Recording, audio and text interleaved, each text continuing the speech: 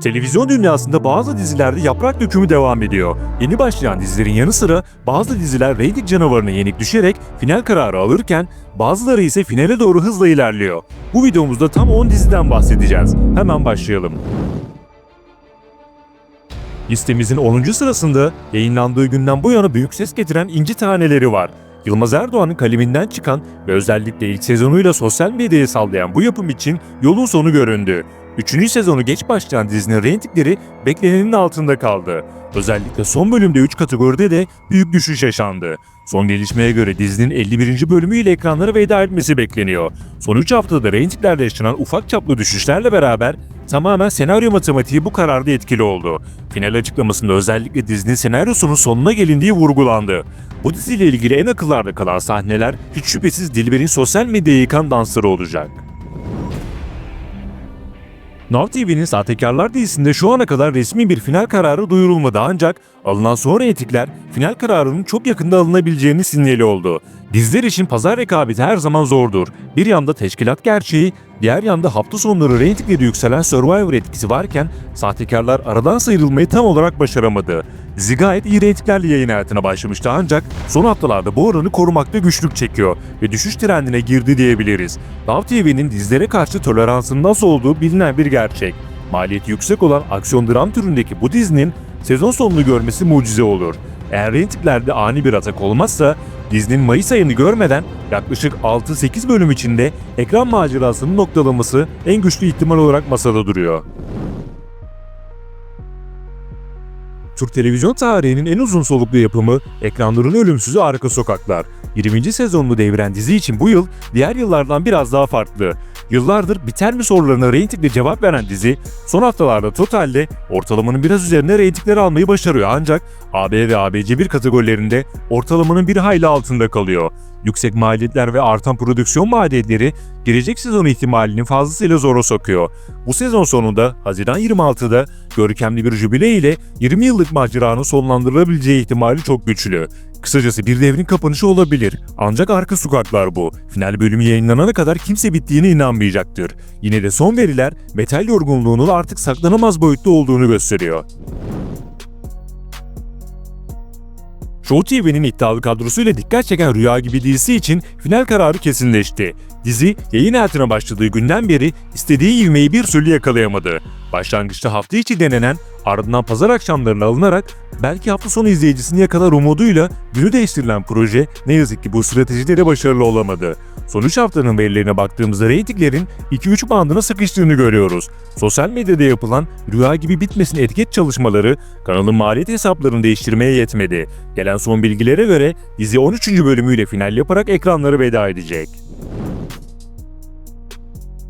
Listemizin en şaşırtıcı dizilerinden biri Gönül Dağı. Yıllardır cumartesi akşamlarının ambargosunu koyan, Anadolu'nun sıcak hikayesini evlerimize kadar taşıyan bu efsane için de veda vakti yaklaşıyor diyebiliriz. Ancak buradaki durum reyting başarısızlığı değil.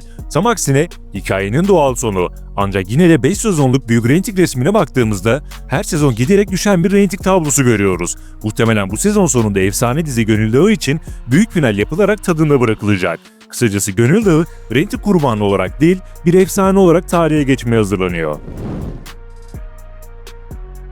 Star TV'nin ikinci sezonuna da büyük umutlarla başlattığı dram yükü ağır dizisi sahipsizler için tehlike çanları bir süredir susmuyordu ve beklenen oldu. Fenomen dizi için final kararı alındı. Yeraltı ve İşte Rüya Gibi dizilerin yanında sahipsizler ne yazık ki çarşamba akşamlarının zorlu rekabetinde ezildi. Totalde ortalama AB ve ABC1'de ise çok düşük reytingler alan dizi 51. bölümüyle final yaparak ekran macerasına son noktayı koyacak. Dizinin sadık bir izleyici kitlesi var ve hikayenin devam etmesi yönünde yoğun talep oluştu ancak maalesef yüksek maliyetler karşılanamadığı için final kararı alınmış oldu. Böylece bir dizi daha reyting canavarına yenip düşerek ekranlara veda ediyor. Perşembe akşamlarının bir diğer mücadelesi de Veliaht dizisi için veriliyor. Dizi sezona 4-5 reyting bandında oldukça umut verici bir giriş yapmıştı. Hatta bazı haftalar reytinglerini yükseltmişti ancak tam olarak istikrar sağlanamadı. Son bölümlerinde 3.5 ve 4.5 reyting bandına tutunan dizinin gelecek sezonda da devam edebilmesi için bu seviyeler yetersiz. Ayrıca Perşembe akşamları Alif'in bir hayli gerisinde kalan Veliaht, yeni başlayan Sevdiğim Sensin dizisinin de gerisinde kaldı. Henüz resmi bir final tarihi açıklanmasa da halihazırdaki reytingler devam ederse ve giderek düşerse sezon sonuna kadar final kararı alınacaktır. Kısacası önümüzdeki 2-3 hafta tamam mı devam mı kararı için çok kritik. Ancak çok yüksek bir ihtimalle Veliaht dizilere veda edeceğiz. Yılların kuruluş Osman'ı zaman atlaması ve isim değişikliğiyle kuruluş Orhan olarak yoluna devam etmeye çalışsa da izleyiciler bu değişimi pek benimsemişe benzemiyor. ATV'nin reyting garantisi olan tarihi dizisi son haftalarda reytinglerde ortalamanın altında kaldı. Osman Bey dönemindeki 10 üzeri reytinglerden Orhan Bey döneminde üçlü reytingleri düşüş, projenin miadını doldurduğunu sinyali oldu. Bu sonuçlar bu dev bütçeli yapımı sürdürülemez kılabilir. Ayrıca çarşamba günleri Eşref Rüya ve Yeraltı dizilerinin yüksek reytingler alması kuruluş Orhan'ı olumsuz etkiliyor. Eğer reytinglerde ciddi bir yükseliş olmazsa, ki bu çok zor görünüyor, tarihi dizinin sezon sonunda final yapması kaçınılmaz olacak. Çünkü kanalın bu yüksek maliyetleri ve dev bütçeyi 3 reyting ile taşıması neredeyse imkansız. Listemizin ikinci sırasında Salı akşamlarının entrika dozu yüksek dizisi Kıskanmak yer alıyor. Dizi aslında çok ilginç bir grafik çiziyor. Total grubunda 4.5 seviyelerinde, yani sınırda gezerken AB grubunda 2. sıraya kadar yükselip eğitimli kitleyi yakalamayı başarıyor. Bazı haftalar ciddi yükseliş olurken bazı haftalar ciddi düşüş oluyor.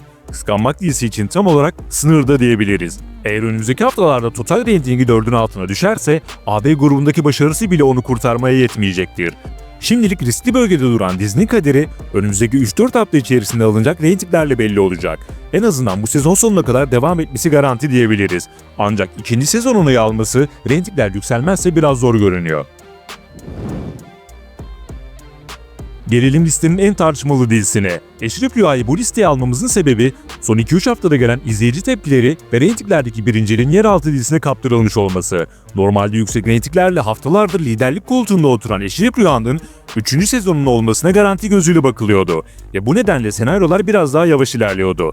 Ancak son bölümlerde reytinglerde yaşanan büyük düşüş 3. sezon ihtimaline koca bir soru işareti koymamıza sebep oldu. Mesela son 2 bölüm arasında reytinglerde inanılmaz bir kan kaybı yaşandı ve neredeyse 2 puanlık bir kayıp oldu. Bunun en büyük sebebi bazı senaryoların çok ağır ilerlemesi ve çözülememesi oldu. Bu zamana kadar öyle diziler gördük ki çok yüksek reytingler alıyorken bu kadar hızlı düşüş yaşayıp toparlanamadı ve finale kadar ilerledi. Belki de Eşref Rüya düşüş yaşamaya devam ederse bu sezon sonunda hikayeyi tadında bırakmak isteyebilir. Ancak böylesine kaliteli bir dizinin elbette devam etmesini isteriz. Umarız Eşref Rüya için rüya gibi başladığı kabusa döndü demeyiz. Peki sizce hangi diziler final yapmamalı? Siz hangi dizileri izliyorsunuz? Fikir ve düşüncelerinizi yorumlarda mutlaka belirtin. Yeni videolardan anında haberdar olmak ve son gelişmeleri kaçırmamak için bildirimleri açabilirsiniz. Bir sonraki videomuzda görüşmek üzere. Hoşça kalın.